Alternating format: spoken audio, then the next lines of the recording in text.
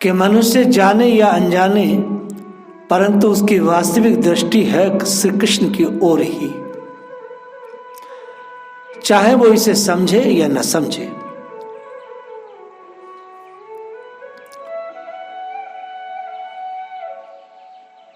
स्वाभाविक श्री कृष्ण की ओर ही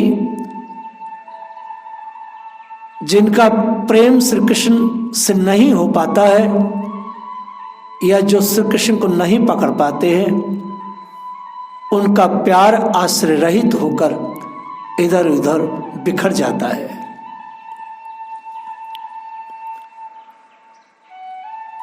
लेकिन दृष्टि रहती ईश्वर पर है, क्योंकि मनुष्य, अभी हम समझाएंगे इसे अभी आगे,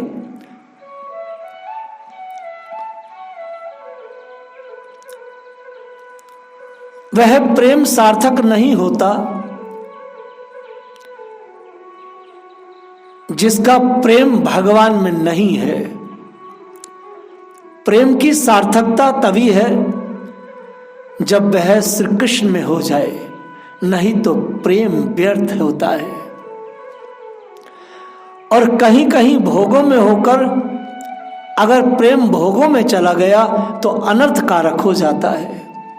प्रेम के तीन ही परिणाम हैं। असली प्रेम की बात तो अनिवर्चनीय है, वो तो कही नहीं जा सकती। अगर प्रेम भगवान में नहीं है तो व्यर्थ है, वो सार्थक नहीं है। भोग में है तो अनर्थ है। प्रेम के तीन ही परिणाम हैं, अनर्थ, व्यर्थ और सार्थक। कल हमने सीखा कि तीन कारणों से प्रेम होता है। वो तीन कारण मैंने पूरे अच्छे से कल बताए। तीन कारणों से प्यार होता है। किसी में सौंदर्य माधुर्य का आधिक्य हो जाए, या कहीं आत्मीयता या स्वार्थ का संबंध बन जाए, या किसी से दैहिक संबंध हो। इस पर कल बहुत चर्चा किया।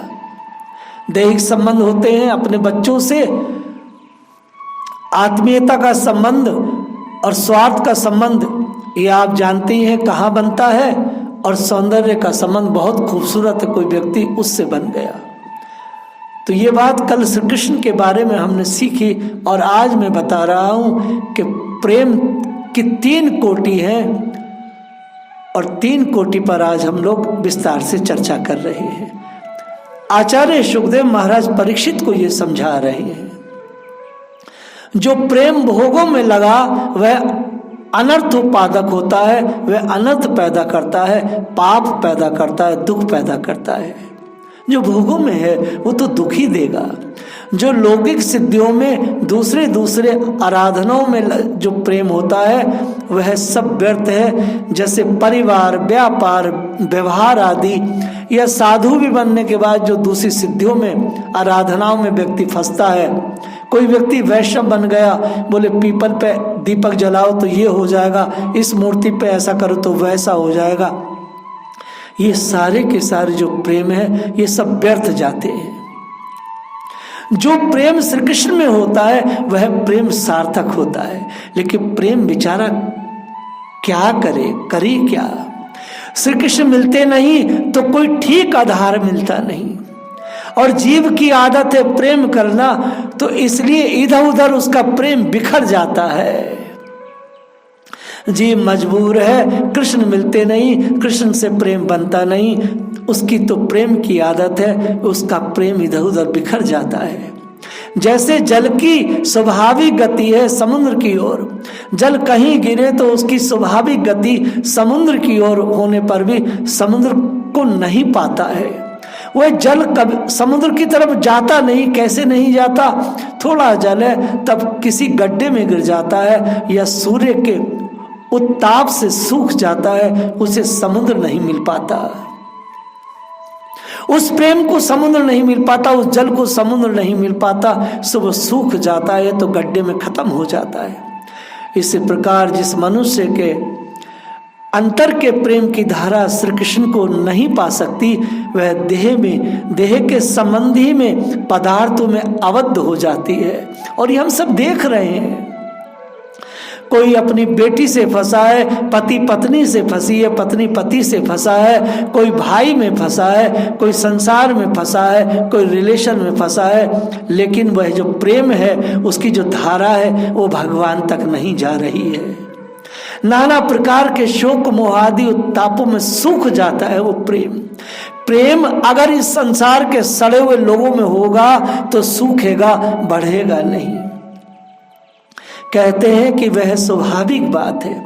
विचार करके देखने पर स्पष्ट प्रतीत होता है कि सभी अपने अपनी आत्मा को प्यार करते हैं, जिसका हम अनुभव भी करते नहीं। मैं आत्मा का ही तो नाम है। आदमी कहता है मैं, ये क्या है मैं? अरे मैं तो आत्मा ही है। यह आत्मा ही सबकी प्रीति का आस्पद है। जितनी यह आत्मा प्रिय, उतनी प्रिय कोई नहीं संसार में, उतनी दूसरी कोई प्रिय वस्तु नहीं।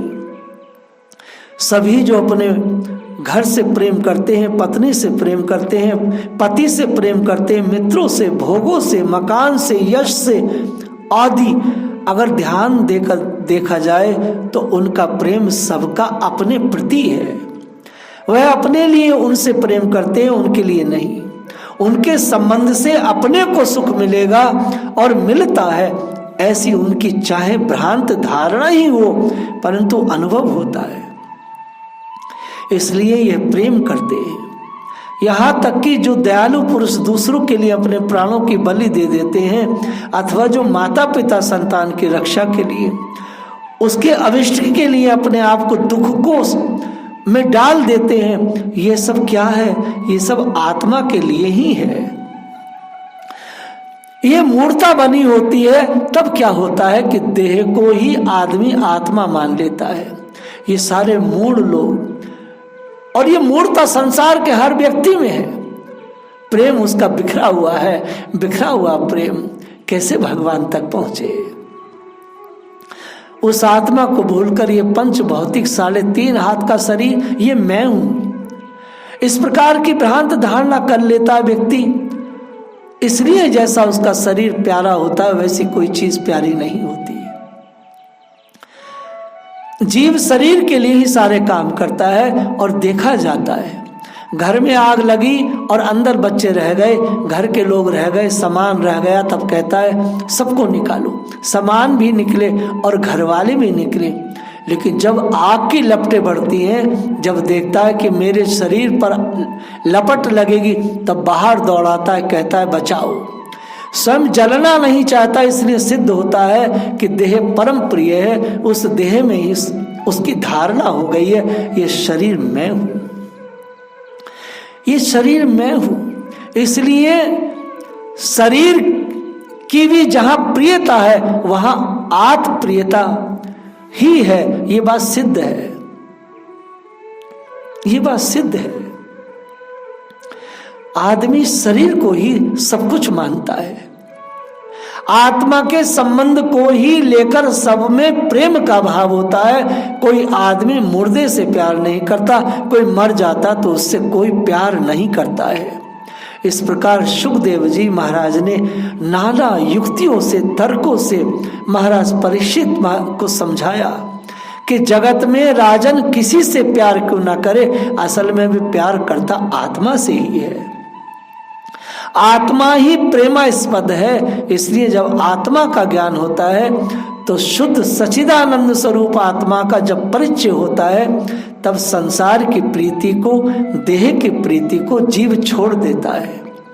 ये नियम है। आत्मज्ञान होने पर शरीर और शरीर से संबंधित जो लोग हैं, माँ, बेटी, पुत्र, पिता, पति, कुछ भी, ये सारे प्राणियों की जो प्रीति है, जिस व्यक्ति को कृष्ण से प्रेम हो गया, जिसे आत्मज्ञान हो गया, ये सारे संबंध शिथिल हो जाते हैं। और जैसी ही संसार से के संबंधों में शिथिलता आती है, तब मानना चाहिए कि इसको आत्मज्ञान मिल गया है। इसका प्रेम भगवान में लग गया है। और यदि शिथिलता नहीं आई है, भगवान का भोग लगाते हैं, विग्रह की सेवा करते हैं, 16 माला जप करते हैं और परिवार से उतना ही मोह है पहले से ही, तो समझ लेना इसके अंदर आत्मज्ञान नहीं है। ये अभी विषयासक्त है, ये अभी भोगी है, ये अभी रागी है। अभी इस आत्मा के भी परम आत्मा जो श्री कृष्ण है वहां तक इसकी पहुंच नहीं बनी है। ये प्रभु से प्रेम करता है सिर्फ कहने मात्र का, ये कहता है मुझे कृष्ण से प्रेम है, लेकिन प्रेम है नहीं। यदि प्रेम हो जाता तो ये संसार के जो बंधन है, इन बंधनों से, घर से, मकान से, पैसों से शिथिलता आ जाएगी, पकड़ ढीली हो जाएगी, अनमना हो जाएगा, घर में रहते हुए अनमना हो जाएगा, घर के लोग अच्छे नहीं लगेंगे, केवल गुरुजन, महात्मा जन, भगवत जन अच्छे लगेंगे, रिश्तेदार अच्छे कभी नहीं लगेंगे। आत्मज्ञान होने पर देह की प्रीति शिथिल हो जाती है। आचार्य सुखदेव ने महाराज परीक्षित से कहा, जब मनुष्य आत्मज्ञान की बात करे और तब और घर में प्रीति करे तो समझ लेना ये खाली बकलोल है, बोलता है, लेकिन इसके अंदर आत्मज्ञान है नहीं। श्री कृष्ण में अपने आप को, आत्मा को खो देता है जो मनुष्य। भगवान तो ये बात कहते भी हैं कि आत्मा का आत्मा मैं ही हूं। ममे वासो जीव लोके जीव भूत सनातना, भगवान ने 15वें अध्याय में कहा है। सबके आत्मा हम हैं, सबके प्रीतम हम हैं। जीव का स्वाभाविक आकर्षण आत्मा के प्रति ही है। भगवान श्री कृष्ण आत्मा की भी आत्मा है, पर जब तक श्री कृष्ण के साथ संबंध नहीं होता तब तक देह और देह के जो संबंधित माता पिता, पति पत्नी है, प्राणी पदार्थों में उसका प्रेम आबद्ध रहता है, अर्थात उसका प्रेम बिखरा रहता है। देहादि बंधनों में मुक्त होने पर अथवा आत्मज्ञान होने पर आत्मा में प्रेम आता है और श्री कृष्ण परमात्मा से संबंध हो जाने पर सारा प्यार सब जगह से सिमट कर श्री कृष्ण की ओर दौड़ने लगता है, भागने लगता है। इसलिए गोसाई जी ने कहा है, सबकी ममता ताग बटोरी। ये जो बिखरा हुआ प्रेम है, ये जो परिवार में बिखरा हुआ प्रेम है, जो मोह है, इस सबको बटोर करके आत्मज्ञान की ताकत से ये जब भगवान की ओर दौड़ने लगे तो समझो भैया बेड़ा पार है। असल में जैसा पहले कहा जा चुका, मैं कई बार कहता भी हूं, बार बार मैं कह रहा हूं 6 महीने से, इसलिए कोई भी तृप्त नहीं है, कोई संसार में तृप्त नहीं है। संसार में अपनी परिस्थिति से कोई व्यक्ति तृप्त नहीं है, कोई भी आदमी। जिसको जितना अधिक मिलता है उतना वह कहता है कुछ और चाहिए, अभी पूरा नहीं मिला, अभी कुछ और चाहिए। इसका अर्थ क्या है कि इन चीजों को वह पा चुका है, वह चीजें उसको तृप्त करने के लिए पर्याप्त नहीं है। जब तक श्री कृष्ण नहीं मिलते तब तक ये कमी पूरी नहीं होती। लेकिन प्रेम उसका बिखर गया है देह में, देह के संबंधों में, घर में, परिवारों में, जातियों में, नगरों में, गांवों में, कस्बों में, इसी में प्रेम आबद्ध हो गया है। इसलिए बार बार उसको जलना पड़ता है, पुत्र, वित्त, यश, मान आदि के लिए। कभी ये प्राप्त हुए तो एक हर्ष का विकार आता है, अप्राप्त हुए तो नष्ट हुए तो शोक का विकार आता है। इस प्रकार चलता रहता है, जन्मों जन्मों से चल रहा है।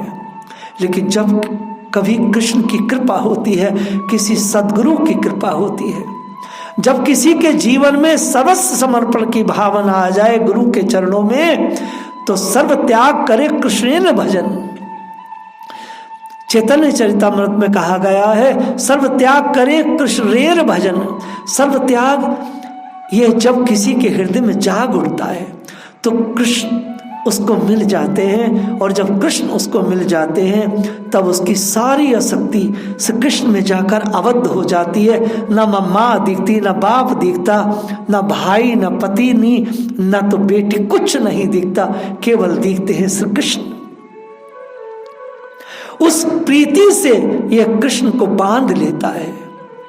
आचार्य शुकदेव कह रहे हैं, गोपांगनाओं में, ब्रजवासियों में यह कृष्ण प्रेम का प्रादुर्भाव हो गया, इसलिए कृष्ण उनसे बंध गए और वे श्री कृष्ण में बंध गए, दोनों एक दूसरे से बंध गए। इसलिए जो भगवान कृष्ण दूसरी साधनाओं के द्वारा इस प्रकार उपलब्ध कभी होते नहीं, वे उन्हें मिल गए, आसानी से मिल गए, स्वेच्छा से मिल गए। ब्रह्मा जी के सामने जो दृश्य आए, उनको याद करके परीक्षित के मन में जो प्रश्न आए, उनका उत्तर देते हुए सुखदेव जी कहते हैं, इस प्रकार की स्थिति किसी की आज तक हुई नहीं कि जिसने भगवान की ऐसी मधुर अज्ञता स्वीकार करके भगवत्ता को भुलाकर मधुर लीला करने वाली परिस्थिति देखी हो। ऐसा किसी ने आज तक नहीं देखा। ये नहीं कि भगवान यहाँ माया से प्रकट हो गए अथवा देही का भेद हो गया, नहीं। ये देह वालों की दृष्टि में कि यह शरीर वाले भगवान पर, वह देही विभागो अयम नश्वरे विदिते क्वचितो। 12 पुराण का ये श्लोक बड़ा दुर्लभ और दिव्य है। देही विभागो अयम नेश्वरो विदिते क्वचितः। 12 पुराण में ये वचन है, भगवान में और ईश्वर के मंगल में, दिव्य विग्रह में, देह में और देही का विभाग नहीं है। भगवान ने स्वयं गीता में इसका प्रतिपादन किया है। ब्राह्मणों ही प्रतिष्ठा, अर्जुन से कहा है कि मैं सच्चिदानंद ब्रह्म की प्रतिष्ठा हूं। इसका इस प्रकार भी अर्थ करते हैं कि ब्रह्म की घनीभूत मूर्तिमान प्रतिमा भगवान श्याम सुंदर ही है। तो जगत के जीव को और प्रेमियों को कृतार्थ करने के लिए ये ब्रह्म की घनीभूत प्रतिमा, ये श्याम सुंदर, ये नंद का लड़का, ये उस ब्रह्म की घनीभूत मूर्ति है, जिनके आधार पर निर्विशेष रूप में अपने आप को प्रकाशित करती है। वह श्री कृष्ण जगत के लोगों की दृष्टि में ये मधुर लीला करते हैं।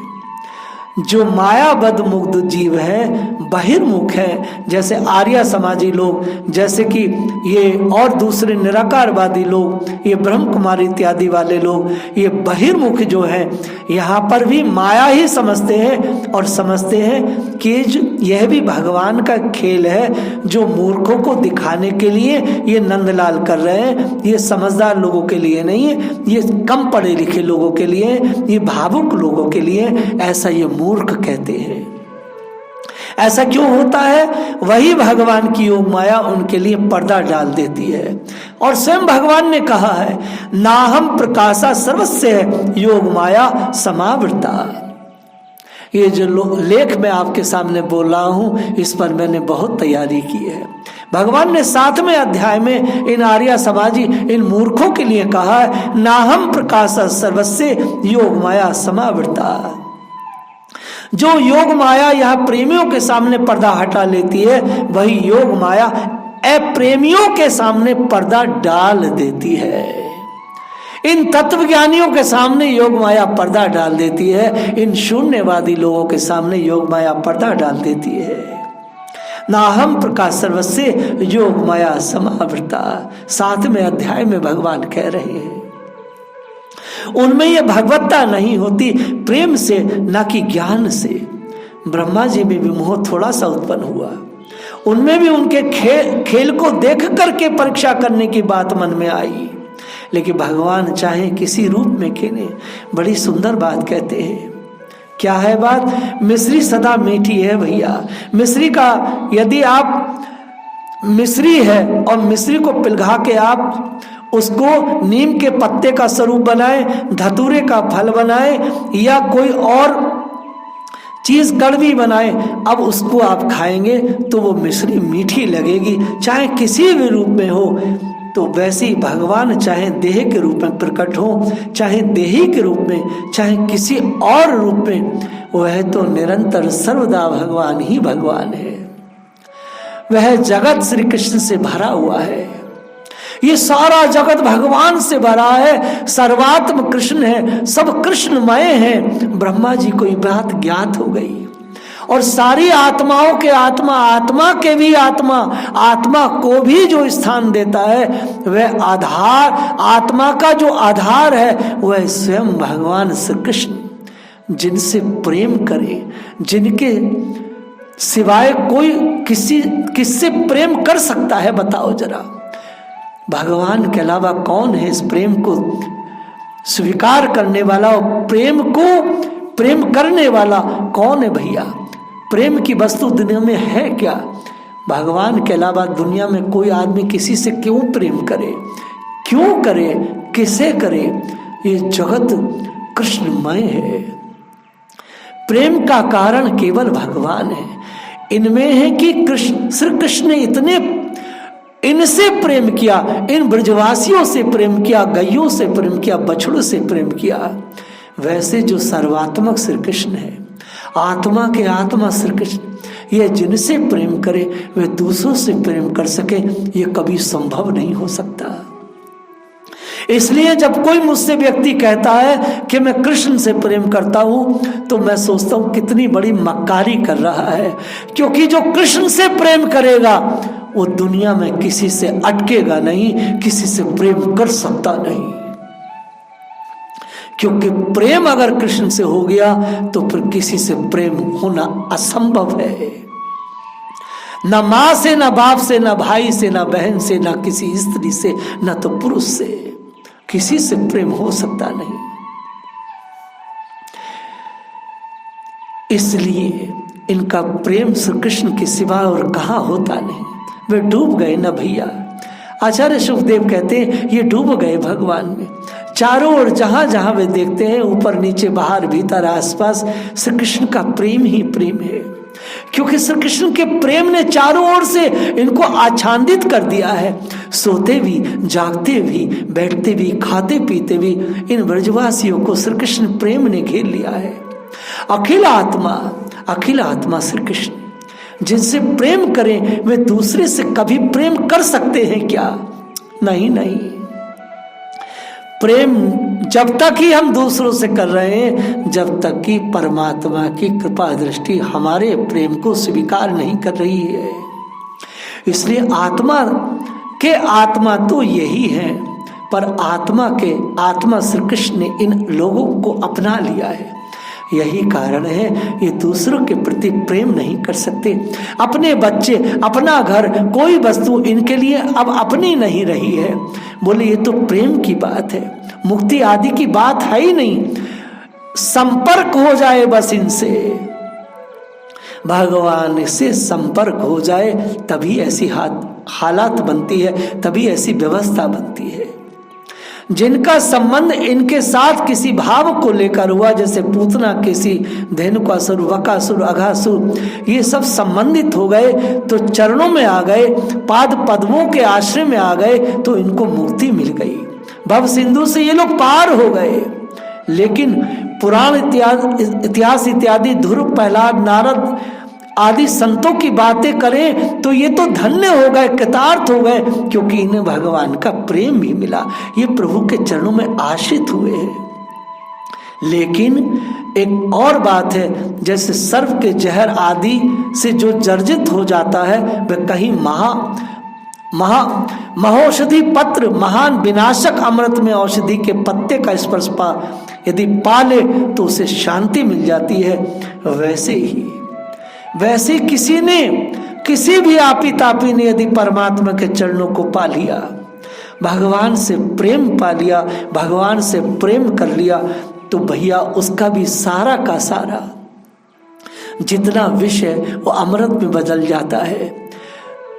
तो ये जो प्रेम है, ये जो बिखरा हुआ प्रेम है मनुष्यों का, ये जो बिखरा हुआ परिवारजनों में, ये प्रेम अगर सबको बटोर कर परमात्मा में लग जाए तो बात बन जाए।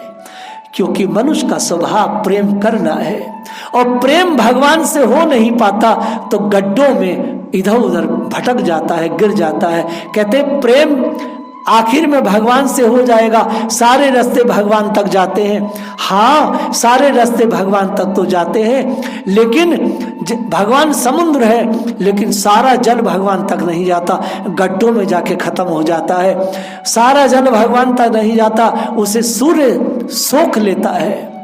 वैसे ही हम लोगों का जो प्रेम है भगवान तक नहीं जाता, बिखरा हुआ है। इस बिखरे हुए प्रेम को, इस सारे बिखरे हुए प्रेम को सिमेट लो और सिमट करके भगवान के चरणों में लगा दो तो काम बने। जय राधे।